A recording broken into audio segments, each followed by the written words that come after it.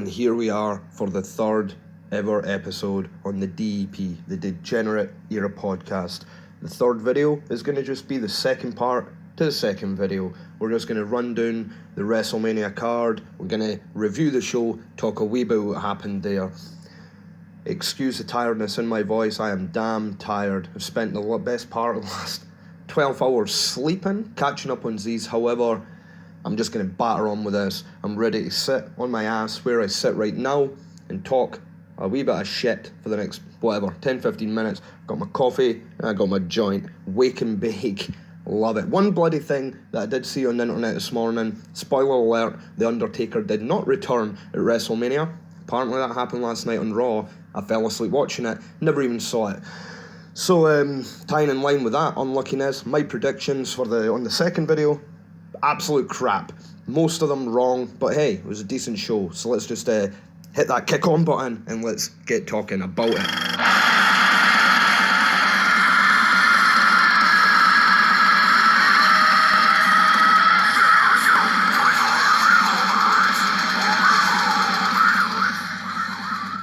Okay, we're just going to start off in the pre-show pretty quickly here. First match on the whole night. I think it was 7.5 hours this show went on, which was kind of crazy because for the most part I saw all it. There was a couple of wee bits here and there that either dozed off or went for a piss. But as you managed to stay up the whole night, so most of it. So, first match, Tony Nese defeats Buddy Murphy for the Cruiserweight Championship. I actually turned on the event when this was about 10 seconds for the end. So not only did I not make a prediction on the match because I don't watch 205, but I can't even say what the match was like. But Tony Nese defeats Buddy Murphy in around 10-11 minutes. So on to the next match, the female battle royal. If you ever saw the number 2 video in the DEP, if you ever saw the prediction video, this match and the guys battle royal, they're the kind of matches that I can't be bothered with. I had it down that Lacey Evans was going to win this. I thought she was going to come out, do a wee walkabout and end up winning at the end, but she actually never even showed up here. So it came down to Sarah Logan in the end. Everyone thought Sarah Logan had won. And it turned out Carmella had been hiding on the outside. She runs in the ring.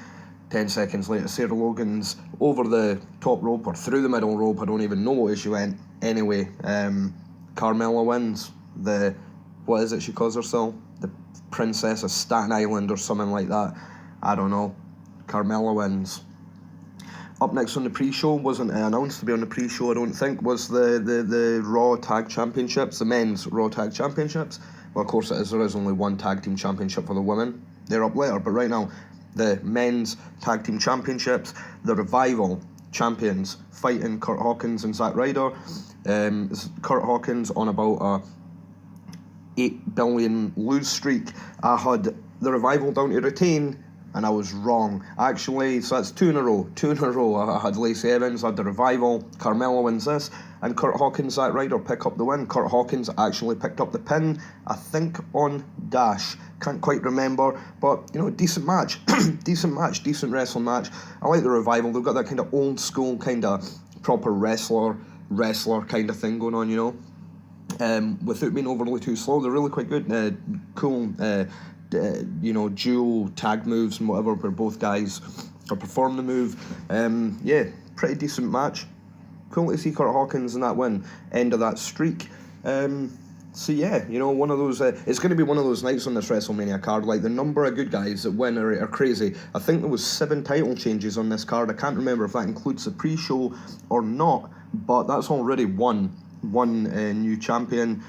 Yeah, Kurt Hawkins, Zack Ryder, decent enough match. It's been a decent enough start of the show. The Battle Royal match before, not a bad match. There's just a lot of bodies jumping about, a lot of nothing happening, a lot of ruckus and rough and tumble, and I don't know, not my preferred thing to see, but it is what it is. Same with the tag match. Good match, new champions. Fourth and last show on the pre-show, the Men's Battle Royal, much the same. Admittedly, I never even saw much of this. I think I was zipping out making dinner or something, I don't know, or maybe no dinner, making munch. At the end of the day, Braun Strowman wins. At one point, actually, it looked like that those dudes for SNL, Saturday Night Live, innit? Yeah, SNL. It literally looked like that they were maybe going to win. It came down, I think it was them, Braun, and the Hardy Boys, and the Hardy Boys were on the outside of the apron, and at one point they were pulling Braun right over, and then the guy, one of the guys for the SNL crew, they run in, and he tried to then help Braun over the top with the Hardys, but they eventually threw him away, pushed both the Hardys away, and the next thing he threw that guy literally over the top rope, like lobbed him like a fucking log on top of the other guys. Braun Strowman wins, yada yada, whatever. So we're just going to jump right into the main card here. So Alexa Bliss comes out at the start of the show. Just a little random thought there. Alexa Bliss can never ever look anything other than brilliant, right? I mean, she is an insanely good looking lassie. Anyway, she comes out, she says that because she's the host of Mania, she can just invent moments, or she can create moments just like in a nanosecond. So she clicks her fingers, and that's the next thing, Hulk Hogan comes out. Crowd went crazy. Hulk came out, done his usual flippy hand thing. Alexa Bliss joins in as well. Whatever. Hulk Hogan excited. I used to get excited by Hulk Hogan, you know, when I was a kid. When I was into playing with the wee wrestler toys and the Daniels and all that, you know. I liked Hulk back in the day. It was even cool seeing Hulk when he returned at the start of last decade there, him and The Rock fighting at WrestleMania and whatever. I don't know. I don't give that much of a shit about Hulk Hogan anymore. However, as they're finishing up their little swingy hand, cup in the ear thing, playing up the crowd, the music's still going. Paul Heyman just saunters right through the middle of it. You know, Alexa and Hulk are kind of looking at him like, what you doing, man? He storms to the ring. He's in a... Paul Heyman is awesome though, right? He's one of the guys. He's right in character. He always looks pissed off, that voice. He's so over. He's one of the best guys on it, and he's so over. He grabs the microphone and he says that his client, Brock Lesnar, if they ain't going on last, then they ain't even hanging about for the rest of the show. They're going on first. So he does his whole shtick, you know, the reigning, defending, undisputed, universal heavyweight champion of the world, the fucking beast, Brock Lesnar. Brock and Seth come out. Brock comes out first, Seth then comes out. He's got a cool intro to his video, big fucking beast slayer on it. It looks pretty sweet. And then before they even get to start the match, Brock Lesnar beats the living crap out of Seth. So, you know, it's a good start to the match. The match only lasted, you know, barely a couple of minutes, but by the time it starts, you know, Seth's been beaten down by Brock.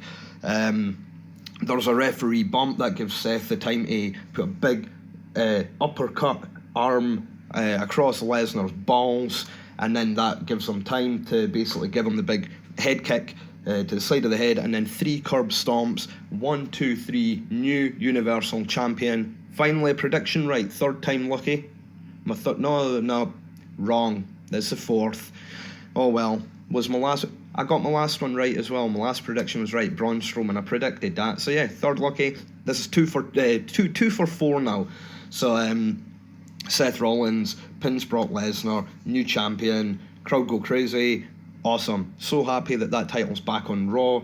And again, like I said in the prediction video, don't even dislike Brock Lesnar. But you know, as far as a product to watch on the telly, that championship needs to be on Raw.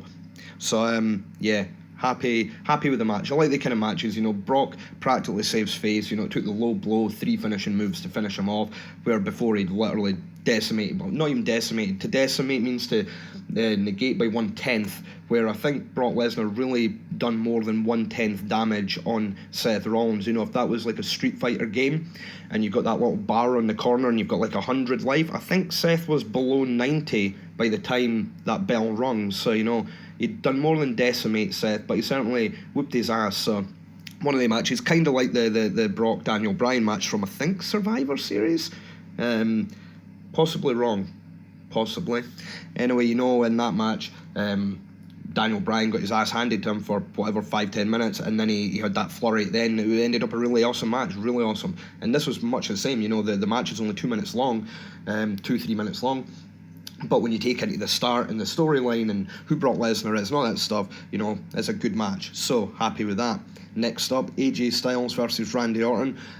This is a longer match. Happy that these guys get a bit of time. And much like a lot of these things, you never know quite what you're going to get. You're either going to get something a bit more fast-paced, hard-hitting, proper brawl with a lot of moves and a lot of spots or whatever, or you're going to get something a wee bit more methodical and slower. That, I don't know, maybe suits the character of Randy Orton more, that kind of, that Viper thing, when he gets on his knees and his hands and he's kind of stalking his prey, and it's slow and methodical. It wasn't a total snooze fest, but after the intro there, Seth Rollins and Brock with the carnage before the match, and then the euphoria, the new champion and all that stuff, this was a wee bit slower and whatever. However, not a bad match. I like these guys, and I think this is going to go on to bigger matches and more hard-hitting matches. So, I like this. AJ Styles picked up the win. I think that is a wrong prediction again. I think I had Randy to win, but AJ wins. Pretty cool. Played on the send-off show of SmackDown there, where AJ went to jump from the apron onto the top of the rope and then into the ring to give the phenomenal forearm to Randy, and Randy caught him with an RKO in the middle of the air. This time that went to happen, but Seth, wrong match. AJ, when he's on the top of the rope, Randy goes to give him the RKO, but AJ doesn't jump, he holds him and he pushes him away or whatever, and I think he then got him with a phenomenal forearm anyway. So it was cool, it was kind of that thing where AJ learned from the mistake on SmackDown to turn around and defeat the Viper, Randy Orton, on the biggest stage of them all. Decent, I liked it. SmackDown tag titles next. Another decent enough match. My prediction was right on this one. The Usos defeated Aleister Black and Ricochet, Rusev and Shinsuke Nakamura, however you say that. I never know. It looks like it's Shinsuke. The guys on the telly, whoever the commentators are, I keep forgetting all the guys' names. There's so many of them now. All the guys with crazy hairdos. They call him Shinsuke, so I don't bloody know. But anyway, Nakamura and the Bar. This was a decent enough match as well. It was one of the cool little Fatal 4-Way matches. You know what I miss? I miss the Fatal 4-Way elimination matches. They always just have the same kind of first pin or submission or whatever. Where I like the elimination stuff. The elimination stuff can kind of, I don't know, just once in a while, something different, a wee bit of different stipulation. But anyway, this match was okay. There was a really cool spot actually where Cesaro is doing that thing where he grabs the feet and he swings them around. He was doing that, I think, to Ricochet for around about 20 minutes. And at the same time, what's the big guy called? I keep forgetting their names off the top of my head here. Sheamus with the big crazy mohawk thing, the great white shark, right? The great white shark. Anyway, Cesaro's doing his spinny thing on Ricochet for about 3 years in the middle of the ring, and forgot his name again. He's easily forgettable. Sheamus, you big boring bastard. Sheamus is grabbing different guys that are trying to jump in the ring. He's grabbing them on the apron, turning them around, he's sitting there clobbering them across the chest. The crowd are counting up to 10 or whatever every time. He goes around the whole ring nearly, grabbing a new guy. But in the end, Usos win. I think they teamed up on Sheamus, remembered his name this time. I think it ended with one of the Uso guys. Again, I can never remember their name. They look identical to me. I've been seeing these guys on the telly every week for fucking years now, and I still can't get their names down. Anyway, I think it was a big frog splash onto Sheamus. 1, 2, 3. Boom goes the dynamite, Next up, Shane McMahon and The Miz. Again, I never actually saw much of this match, but what I did see, these guys took it everywhere. It was pretty hard hitting. It was a proper backstage in the through the back area there, and then in near the crowd and climbing up onto the scaffolding and what. And it was one of the decent matches. It was okay. Again, never saw it all, but entertaining. And Shane McMahon beat The Miz. I believe again that is a wrong prediction. I think. The ending came, big spot. Miz and McMahon, they're back towards the crowd up the back near the top of the ramp. They get up onto the scaffolding, and the Miz actually does a big suplex, a big superplex to Shane off the scaffolding, and they fell a reasonable height. You know, they land on the big box thing, so the precautions are there to make sure that it's a safely done spot. But it's a cool spot anyway. So they crash onto it, they break through the kind of top of the box thing, and I actually noticed it straight away, well before the count started, that the way it had landed, and it would make sense when you think you do a suplex, if you bend the person down, you're kind of over the top of them, so by the time you land there, technically, you're going to be under them in a way, so unless you really throw them. Actually, why does a suplex even then hurt the guy that you're throwing when they actually land a little bit on top of you with the shoulder area? Anyway, that's what happened here. And because of the way that they land, one of Shane's arms is got a really fucking groggy throat this morning. This morning it's afternoon. Sleep to the afternoon. Where was I? Lost my train of thought. Yeah. So as they land, Shane McMahon, his arms over the Miz a wee bit, 1, 2, 3. So, you know, Shane wins the match, but Miz won the fight, really, just kind of knocked both themselves out, or himself and Shane out on that last move. Not the most clever of moves, I suppose, but, you know, we've seen it a million times. That's going to continue. It's one of the things where Shane's kind of got the victory in this battle, even if he never really won the fight in the battle. But come the end of the war, Miz is going to be successful. He's going to end up felling Shane McMahon, obviously, but you know, this was an okay start to it. Next up, the Fatal 4-Way tag match for the women's tag team championship, and I can't actually believe what the hell happened here. It was an okay match, you know, much the same as the guys match, only I don't know. I don't know. I think the guys one went a wee bit smoother. This one not quite. However, it was okay. You know, everyone done their bit, and I predicted that it was going to be the Boss and Hug connection, Bayley, Sasha Banks and Bayley, that were going to retain their titles. And lo and behold, the damn Iconics won it. I cannot believe it. I actually said on my prediction video that I wanted them to win it, even though I don't like them because they're fucking unbearable. But you know, that means that they're good at their job, right? They come out, they talk smack that you can barely understand. Their accents are so... that can't be their real accent. I'm assuming it's not. I've never heard they lasses speak in real life. I'm going to assume... I don't even know if they're from Australia. I'm going to assume they are. The WWE really love that fucking pushing the nationality thing. So, yeah, those accents are so strongly put on over the top that, yeah, they're just... Anyway, they won. And I actually wanted them to win, because they're like proper tag team, you know, and they've not really done too much. They kind of crop up on SmackDown and do their bit. But you know, I was just thinking, you know, if the titles were going to change, I would rather they went on to a real tag team, even one that kind of stand listening to. But that's because they're good at their job, so that's good heel. Kind of like when I first started watching the wrestling, 19 years ago, Triple H, man, I used to love hating that guy, but it was just because he was awesome at his job. So I never saw it coming because it's Iconics, but it did happen. Iconics, new champions. So it was okay, and again, another title change on WrestleMania. Yeah, so, and the bad guys won here, actually. There's a lot of good guys win here on this card, or it felt that way anyway, but not here. The Iconics, new Raw champion, new Women's Tag Team Champions. Kofi Kingston, Daniel Bryan for the WWE Championship next, and another wrong prediction because Kofi won, and it was really good. It was really good. This match went quite long, closer to 25 minutes. It was just an awesome match. You know, it was really great. Loved the ending, and when at the end, everyone was going crazy. The New Day came in, they celebrated well. He had his kids there. It was one of the feel good WrestleMania moments. I actually had it doing that he was going to win the title with the next event or whatever. Obviously wrong. So the second main championship of the night to change hands. When I say main, I'm talking about, you know, your the SmackDown men's, the Raw's men's, and then the Raw women's and the SmackDown's women's. I'm talking about the four main titles, the heavyweight titles for the men and women of each brand. 4 of them, 2 out of 2 so far change hands. Next up, one of my favourite fights of the night, Samoa Joe, Rey Mysterio, the WWE United States Championship. And I was worried that this was going to be another one of the matches where, you know, I know that Rey was fighting with an injury, But I was still kind of worried that Joe was going to drop that title because, well, I don't know, when it came to last year when Joe was fighting AJ for the SmackDown, the WWE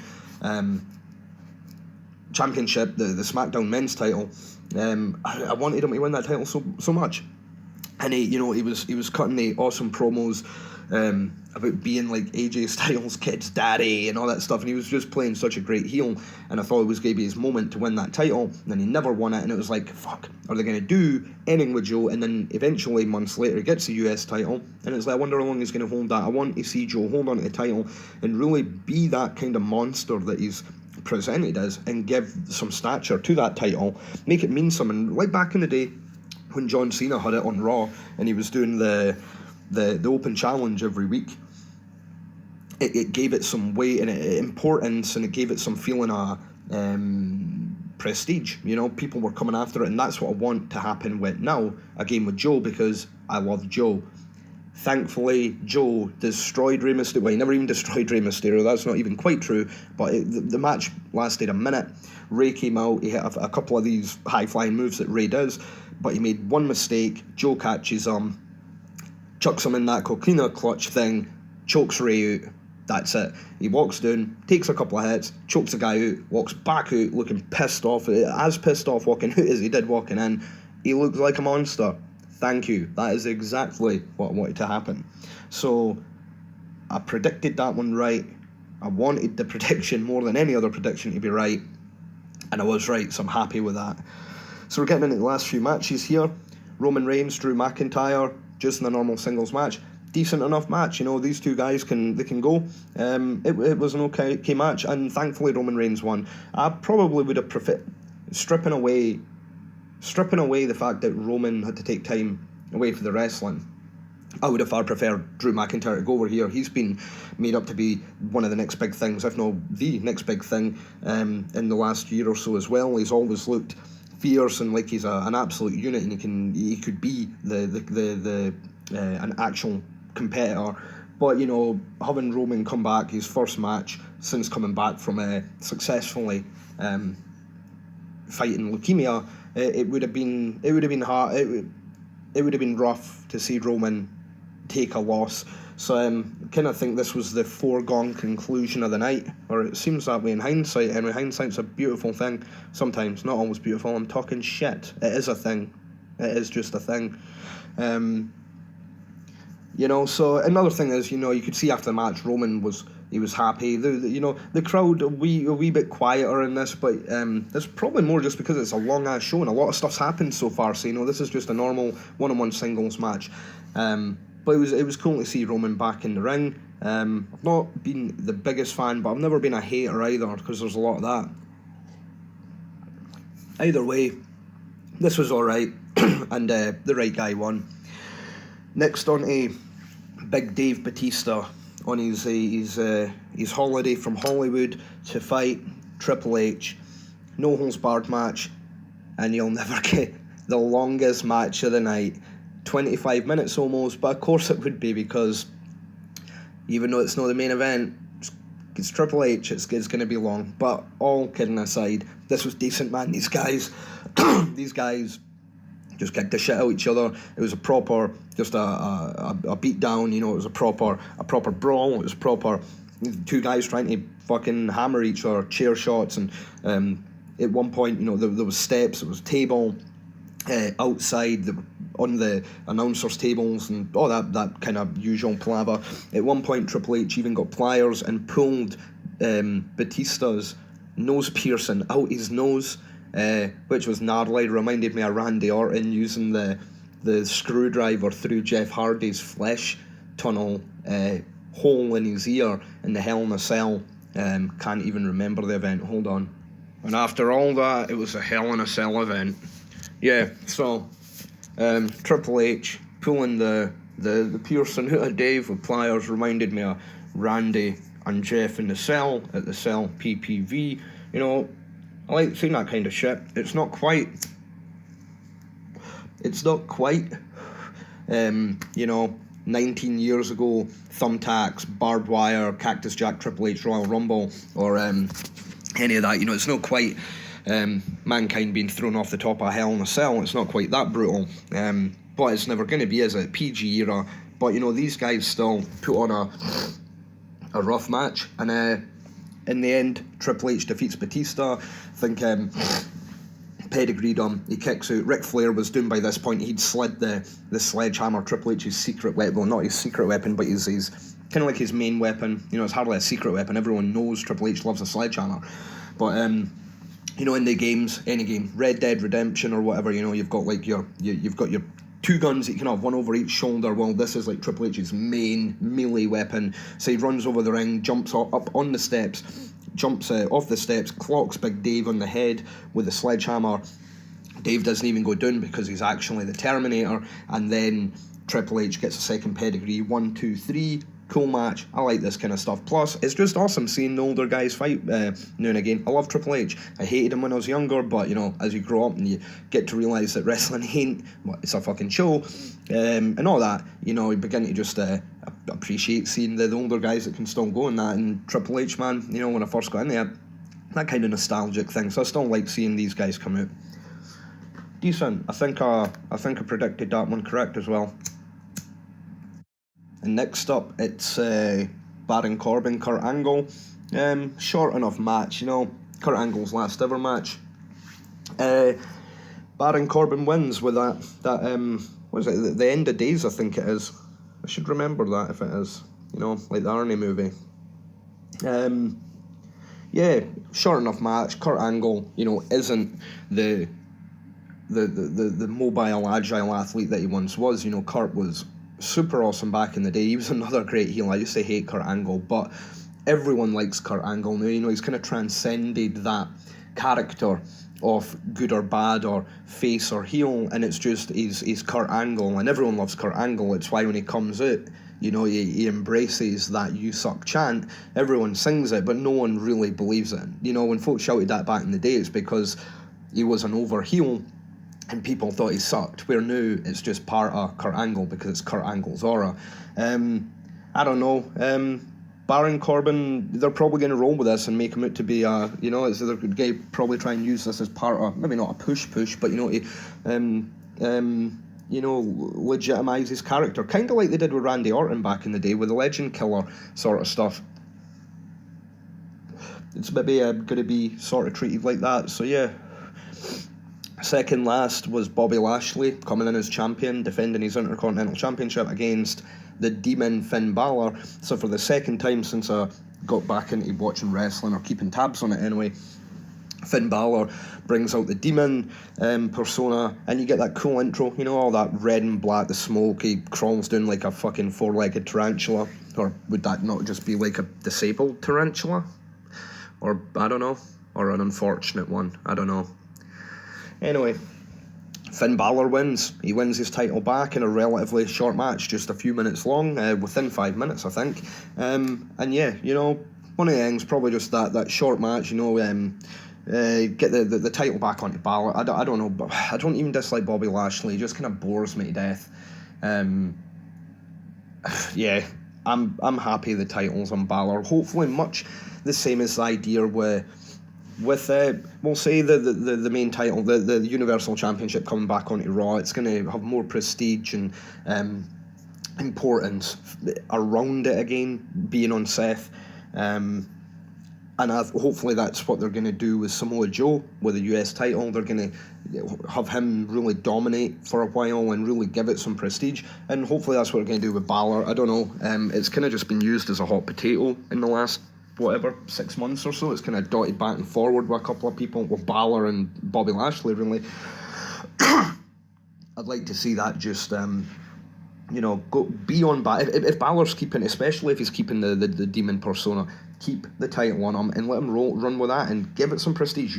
Maybe that's what WrestleMania was all about, you know, a lot of these results, a lot of title changes, and maybe it's sort of like that reset button, and they're going to be looking to sort of start again going forward. You know, when a few months ago, the Authority came out, Triple H and Vince and Stephanie and Shane, I think that's who it was them for, and they said how the fans are in charge now and they're listening to what people want. Maybe this is what they were doing. Maybe they were rolling through to WrestleMania to, you know, try and line things up storyline wise so that on the grandest stage of them all, they initiate all these changes, and then come Raw. And I did see some of Raw last night, but I did fall asleep, so I don't know exactly how it all went. I need to watch that again.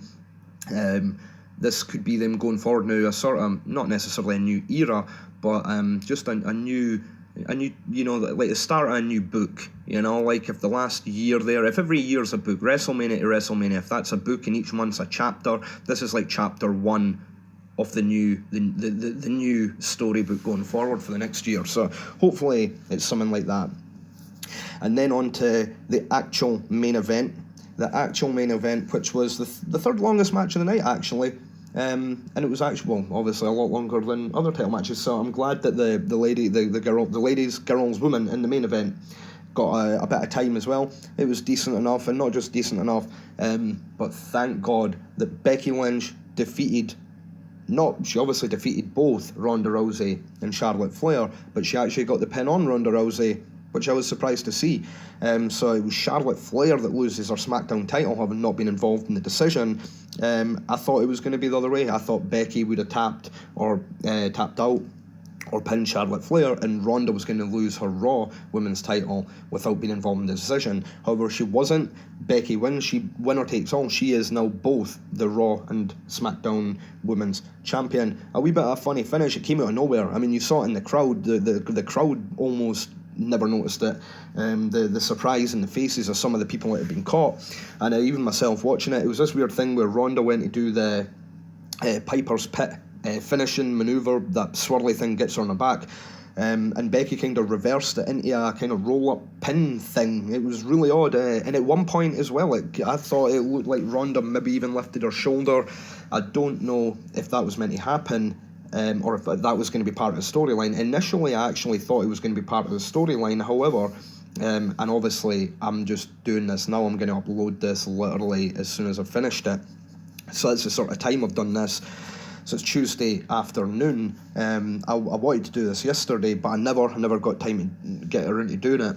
And then I ended up seeing some of Raw, so, you know, it's kind of, I wanted to do the review of WrestleMania before Raw, but because I saw part of it and I seen a couple of things, again, hindsight and all that, I was thinking yesterday that the ending of that match, the Becky roll-up on Ronda, was perhaps like a work, you know, it was meant to end like that, and it was going to be, Ronda was going to come down and be like, oh, you never pinned me, and you're not really the champion and whatever, which I was hoping wouldn't happen, because that would have kind of watered down the whole storyline for Becky to finally win the titles.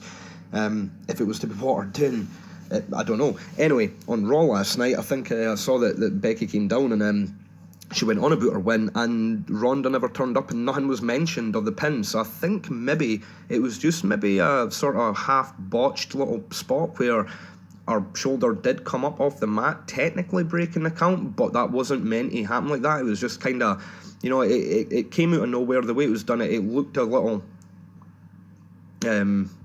what would the word be? Clunky. It looked a wee bit clunky when they done it, and I'm thinking that it wasn't meant to look like a kick out, it wasn't meant to look like a lucky win, and it was meant to be Becky rolling up Ronda, and they're just going to sort of play it out that way. However, again, I never saw all Raw. I don't know if anything happened later on after that, or if Ronda even showed up, or any of that stuff. I don't know what's going on with Ronda, if she's signed that new contract, if she's away, if she's coming back, if she's back. I have no idea what's happening. Anyway, either way, happy with the result. It was a crazy night, a lot of title changes. So all 4 main titles changed hands. A new Raw Universal Champion in Seth Rollins, a new SmackDown Heavyweight Champion in Kofi Kingston, and then a new Raw and SmackDown Women's Champion, Becky Lynch, winning both of them off of Ronda and Charlotte. Crazy night, a lot of title changes, a lot of my predictions completely wrong, but not just that, a really feel-good night. You know, it was a good show. There was a few other bits and bobs happened in there as well. Elias showed up. I like seeing Elias wrestle, but Elias he's a cool dude. I like his shtick. I like the whole guitar and stuff. I like that he plays that kind of face heel. You know, he plays up to the crowd, and then 2 seconds later he does his promo bit. You know, the bits that everyone knows, the quieten your cell phones or whatever and shut your mouth. You know, he does all that. But it was kind of cool because he played his live gig, and up on the screen you had like a recording, or it was really weird on the telly. I couldn't tell if it was maybe a hologram or if it was like 2 separate videos played separate. I think it was just 2 separate videos played separate on the big screens. So you had Elias on a piano and Elias on drums, and then he was in the ring with his guitar. And he played a gig, and on the telly it looked crazy, because on the telly it looked like he was playing with holograms on stage, but I don't think it was that. Either way, it sounded cool, sounded really funny. Elias's EP on Spotify is actually not too bad. It kind of reminds me of Tenacious D in a way. Worth a listen if you're into that, or even if you're just a fan of Elias, because the dude's funny. Anyway, John Cena interrupted here, and it wasn't like the Hollywood John Cena. It was like old school thugonomic John Cena. I believe that's the first time he's came out with that persona in fucking years and years and years. I'm positive it's from before I started watching it again. Don't think he's ever done it since he dropped that shtick. But he came down and he cut a promo and he rapped a bit, and it was really quite funny. It was awesome. And then he said like Elias was getting nephew or whatever, and he laid Elias out. So it was funny. A couple other people cropped up as well, like Farouk and Kevin Nash and Scott Hall. I don't know what they guys were doing. Farouk was just backstage shouting "damn" for no reason. One of the things, the WWE love this, I mean, there's so much backstage skits and whatever.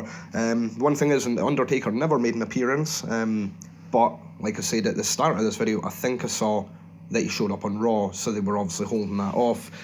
But that is basically WrestleMania. What happened, who was there? There was a lot of commentators as well, different people.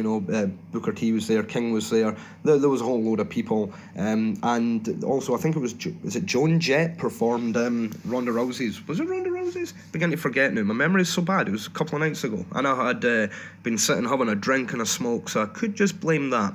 But I think it was Ronda Rousey's intro that Joan Jett played, and it was cool. WrestleMania was a decent show. I saw most of it, mainly the bits I missed. I was just zipping about getting fed or taking a piss. So yeah, decent show, feel good show. Lots of wins for the good guys, and just decent. So that's what I think of it. That'll do for now. I'm gonna go and finish my cold damn coffee. Until the next video, peace.